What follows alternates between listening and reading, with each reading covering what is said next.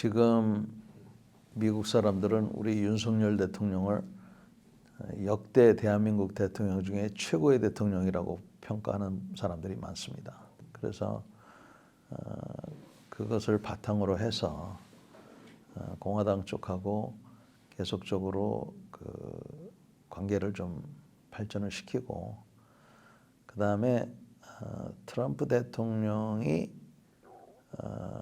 김정은하고 사진을 찍을지는 모르겠는데 우선 김정은하고 할 만큼 지난번에 다 했다고 봐요. 그리고 김정은이 손을 딱 댔지 않습니까? 그러니까 그 소위 말하는 무슨 러브레터는 주거니 받거니 할지 모르고 사진은 한 방 더 찍을지 모르겠는데 어떤 뭐 진정한 그런 어떤 진전 이런 것, 진전이 뭐라고 정의할지는 모르지만 미북 간의 어떤 대합의가 이루어지고 북한이 뭐 비핵화를 한다든지, 그러니까 우선 미국이 비핵화를 포기해야 될 거예요. 북한에 대한 비핵화를. 그럼 북한이 핵국가로 인정을 해야 되고 경제 제재도 풀어주고, 그 대신 미국을 향한 뭐 ICBM은 개발을 하지 않는다, 이런 약속을 한다 하더라도 두 나라 간에는 신뢰가 없잖아요. 북한이 계속 몰래 개발을 하면 어떻게 할 겁니까? 그러니까 그거를 하기 위해서는 검증 절차가 필요한데 북한이 검증을 수용하겠어요? 그러니까 4년 이내에 그런 것들을 다 하기는 좀 쉽지 않을 것 같습니다. 그 왜 백악관에서 노래 한 곡 부르셨잖아요. 그 노래 한 곡이 하여튼 뭐 상당히 그 친밀감을 나타냈고, 그 다음에 그동안 2년 반 동안에 여러 정책이나 또 한미 간의 그런 우호 증진을 위해서 그 풀뿌리 활동들이 있죠. 이런 것들이 굉장히 많이 일어났어요. 그래서 미국 내에 있는 우리 교포들의 그런 활동, 이런 것 등으로 해서 현재 우리 정부에 대한 인상이 그렇게 나쁘지가 않아요. 그리고 특히 그 윤 대통령에 대한 워싱턴의 시각이 상당히 좋습니다. 우선 북한이 지금 어떤 역할과 어떤 임무를 수행할지는 아직 몰라요. 그러나 여러 정황으로 봐서는 파병된 것은 확실한데 이들이 인공기를 달고 참전하는 건 아닌 것 같습니다. 그러니까 자기네가 조선인민민주주의공화국 인민군으로 참전하는 게 아니라 러시아군의 일부분으로 참전을 하고 있어요. 그래서 참전을 해서 또 이들이 어떻게 성과를 낼지 아니면 성과를 못 낼지 이것도 미지수입니다. 다만 이제 어떤 지형에서 싸우든지 간에 자기 귀 옆으로 총알이 날아오는 걸 경험해 본다는 것은 굉장히 중요한 일이야. 그리고 그런 속에서 자기 자신을 발견하는 거거든요. 이거는 정규전에 가깝습니다. 비정규전이 아니라. 그래서 좀 틀리고, 그 다음에 드론이 대거로 운영되고 있는 현대전이에요. 이러한 경험들을 북한군이 체득하고 나면 자신감이 생겨서, 또 그 사람네들은 왜 영웅시하잖아요. 뭐 어디에 영웅이다 뭐다 해가지고.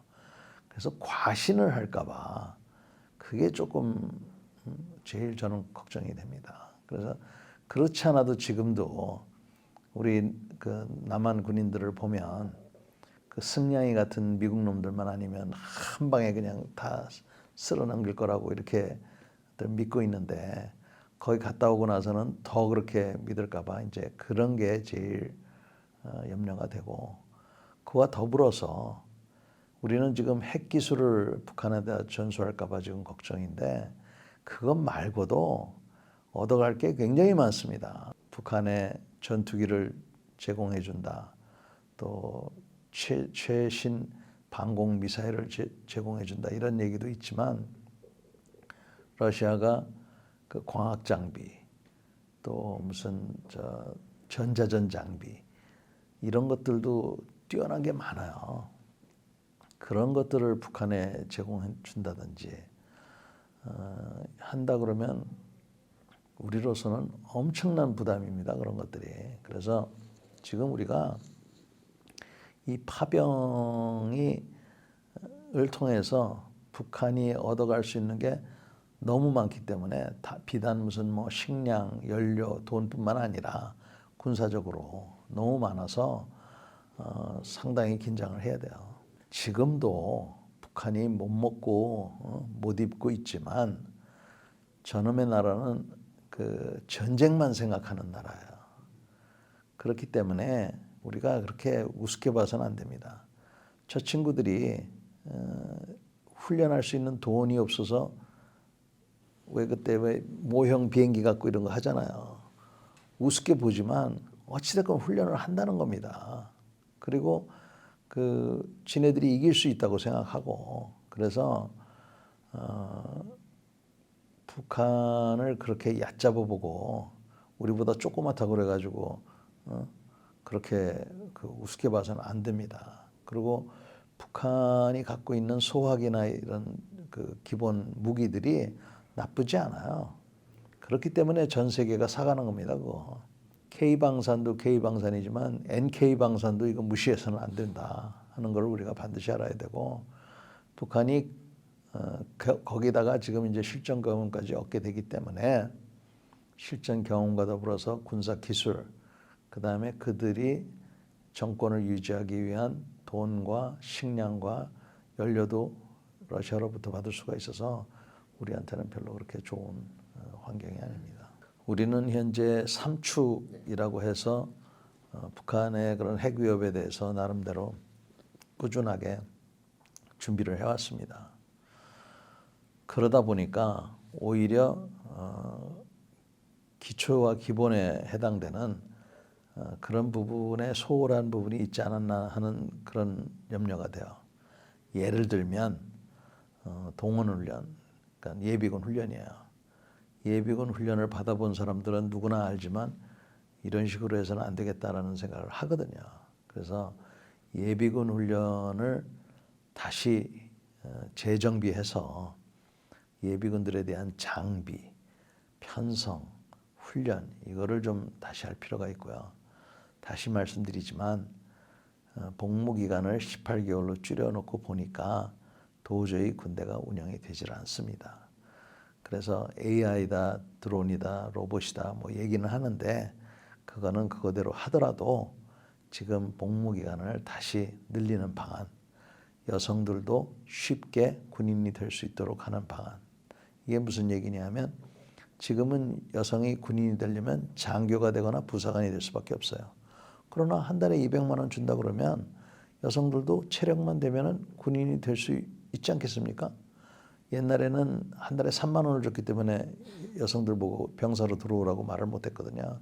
그렇지만 이제 그런 시대가 지나갔으니까 여성들도 체력만 되면은 군대에 들어와서 뭐 2년이고 3년이고 복무하다가 더 있든지 나가든지 뭐 이런 거를 하는 방안까지도 해서 국민 전체가 내 나라는 내 손으로 지키겠다는 그런 생각과 그런 희생을 각오를 해야 돼요. 이 희생에는 돈만의 문제가 아닙니다. 이 군대는 집단 생활을 하고 위험한 무기를 다루기 때문에 사람들이 다치고 죽을 수가 있어요. 그런 거를 받아들여야지 한 사람도 죽지 않고 한 사람도 다치지 않고 훈련을 시켜라? 그거 할 수가 없어요. 그러니까 지금처럼 이렇게 막 그냥 한 명이라도 손해가 한 명이라도 죽거나 그러면은 막 난리가 나는데 그 시시비비는 따져야겠지만 그런 희생도 각오를 해야 된다는 겁니다. 물론 군 간부들이 지금 대다수는 잘하고 있지만 하여간 잘 못하는 사람들도 있어요. 이런 사람들은 우리가 계속 속아내야 되겠지만 하여간 이러한 문제들이 전부 우리가 먼저 해결해야 될 문제라고 생각합니다. 저는 제가 현역에 있을 때 제 부하들한테 물어보면 아시지만 가장 실전적이고 가장 훈련을 많이 시킨 사람으로 알려져 있어요. 그렇지만 그렇게 한 게 무슨 뭐 전쟁을 하려고 했던 것이 아니라 전쟁을 막으려고 했던 거거든요. 그러니까 큰 주먹을 갖자고 그랬잖아요. 그러니까 큰 주먹을 갖고 있으면 우리가 여유 있게 북한하고 그 협상을 할 수가 있어요. 또 북한 같은 집단은 그런 힘을 존중하는 집단이기 때문에 우리의 선의를 존중하는 집단은 아닙니다. 그래서 절대로 선의를 바탕으로 북한하고 협상을 해서는 안 된다. 그러나 큰 주먹을 가지고 그 다음에는 여유 있게 하자는 거지. 북한에게 뭐 온건하게 해서 지난번처럼 뭔 짓을 해도 그냥 못 본 척하고 북한 입맛에 맞게 행동한다? 말도 안 되는 얘기죠.